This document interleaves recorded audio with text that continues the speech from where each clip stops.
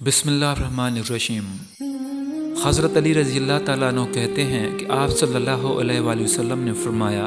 جب میری امت میں 14 خصلتیں پیدا ہوں گی تو ان پر مصیبتیں نازل ہونا شروع ہو جائیں گی۔ جب سرکاری مال ذاتی ملکیت بنا لیا جائے، امانت کو مال غنیمت سمجھا جائے، زکوٰۃ جرمانہ محسوس ہونے لگے، شوہر بیوی کا مطیع ہو جائے، بیٹا ماں کا نافرمان ہو، آدمی دوستوں سے بھلائی کرے اور ماں باپ پر ظلم ڈھائے، مساجد میں شور مچایا جائے، قوم کا ذلیل ترین آدمی قوم کا سربراہ بن جائے،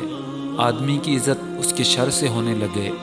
نشہ آور اشیاء کھلم کھلا استعمال کی جانے لگیں، مرد ریشم پہننا لگیں، آلات موسیقی کو اختیار کیا جائے، رقص و سرور کی محفلیں سجائی جائیں، اس وقت کے لوگ اگلوں پر لعن طعن کریں، تو پھر لوگوں کو چاہیے کہ عذاب الہی کے منتظر رہیں، خواہ وہ سرخ آندھی کی شکل میں ہو یا زلزلے کی صورت میں، یا اصحاب سب کی طرح چہرے مسخ ہو جائیں۔